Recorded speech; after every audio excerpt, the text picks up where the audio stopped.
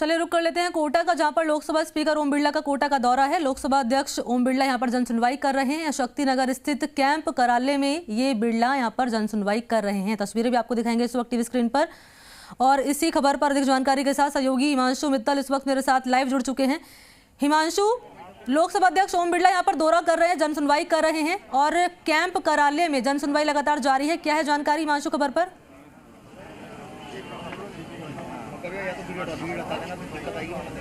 देखिए मणि, लोकसभा स्पीकर ओम बिरला जब भी कोटा के दौरे पर होते हैं निश्चित तौर पर प्राथमिकता यही कि संसदीय क्षेत्र के लोगों के बीच में रहें। और फिलहाल तस्वीरें आप देख सकते हैं, लोकसभा स्पीकर ओम बिरला संसदीय क्षेत्र के लोगों के बीच ही हैं। कोटा बूंदी से बड़ी संख्या में जो लोग हैं वो यहाँ पर पहुँचे और इन सब के बीच में देखिए जब किसी का काम होता है तो निश्चित तौर पर वो अपना आभार भी लोकसभा स्पीकर ओम बिरला के सामने प्रकट करते हुए नजर आते हैं। फिलहाल बड़ी संख्या में नॉर्दर्न बाईपास से जुड़े हुए लोग आए थे जो लोकसभा स्पीकर ओम बिरला का आभार यहाँ पर जता करके गए। निश्चित तौर पर साहब, आप आते हैं, जन सुनवाई करते हैं, जनता के बीच में होते हैं और ये खुशी तब और ज़्यादा मिलती है जब किसी का काम होता है वो आभार जताने के लिए आता है।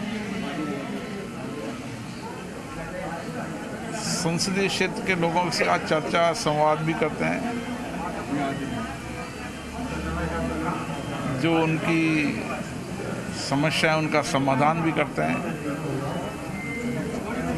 नॉर्दर्न बाईपास का मामला भी बहुत सालों से अटका हुआ था। किसान आंदोलन कर रहे थे जिसके कारण नॉर्दर्न बाईपास का एक छोटा टुकड़ा न बनने के कारण नॉर्दर्न बाईपास का काम आवागमन में उपयोग नहीं आ रहा था। अब किसानों का मुआवजा केंद्र सरकार ने आवंटन कर दिया है। शीघ्र ही नॉर्दर्न बाईपास का बचा काम भी होगा ताकि एक और बाईपास कोटा को मिलेगा। हमारी योजना है कि संपूर्ण बड़े वाहन वो बाईपास में होकर गुजरे ताकि जो रोज दुर्घटनाएं होती है उस दुर्घटना से कोटा को बचाया जा सके, क्योंकि दुर्घटना से किसी की मृत्यु मन को विचलित भी करती है, दुखी भी करती है। इसलिए संपूर्ण कोटा बाईपास पूरा बने और उससे होने वाली दुर्घटना से कोटा को बचाया जा सके। एक बड़ी सौगात भी कल आपने दी, 300 करोड़ का जो बड़ा प्रोजेक्ट है। निश्चित तौर पर कोटा से जयपुर की राह आसान हो जाएगी। कोटा से जयपुर की राह आसान हो जाएगी, कोटा से दिल्ली की राह आसान हो जाएगी, कोटा से बम्बई की राह आसान हो जाएगी, कोटा से बड़ौदा की राह आसान हो जाएगी, कोटा से उज्जैन की राह आसान हो जाएगी, कोटा से इंदौर की राह आसान हो जाएगी। जो दिल्ली मुंबई कॉरिडोर है उस कॉरिडोर के बनने के साथ ही कई शहरों के अंदर औद्योगिक और व्यापारिक विकास होगा, गतिविधियाँ बढ़ेगी, टूरिज्म के सेक्टर के अंदर लोग आएंगे और आवागमन सरल और सुलभ हो जाएगा।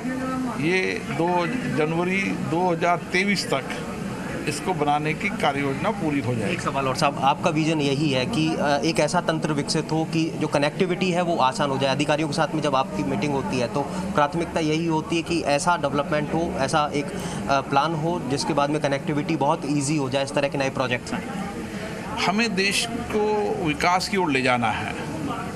उद्योग, व्यापार, सर्विस सेक्टर, टूरिज्म सेक्टर, सभी सेक्टरों का अगर डेवलपमेंट करना है तो हमें इंफ्रास्ट्रक्चर डेवलप करना पड़ेगा। इंफ्रास्ट्रक्चर में रोड इंफ्रास्ट्रक्चर भी एक महत्वपूर्ण है, जहां पर बड़े शहरों से कनेक्टिविटी हो, छोटे शहरों से प्रधानमंत्री सड़क योजना और राज्य सरकार की योजना के तहत कनेक्टिविटी हो, ताकि किसान को अपनी उपज ले जाने में सुविधा हो, व्यापारिक गतिविधियाँ करने में सुविधा हो और उसके साथ चाहे रोड कनेक्टिविटी हो, चाहे रेल कनेक्टिविटी हो, चाहे हवाई जहाज कनेक्टिविटी हो। इन सारी कनेक्टिविटी होने से व्यापार, उद्योग, टूरिज्म, सर्विस सेक्टर के अंदर बढ़ावा मिलती है और हम चाहते हैं कि इस सेक्टर के अंदर कोटा एक अग्रिम पंक्ति का शहर बने, ताकि हम यहाँ पर पानी है, बिजली है, रोड कनेक्टिविटी बेटर रहेगी, रेल कनेक्टिविटी बेटर रहेगी, एयर कनेक्टिविटी बनेगी।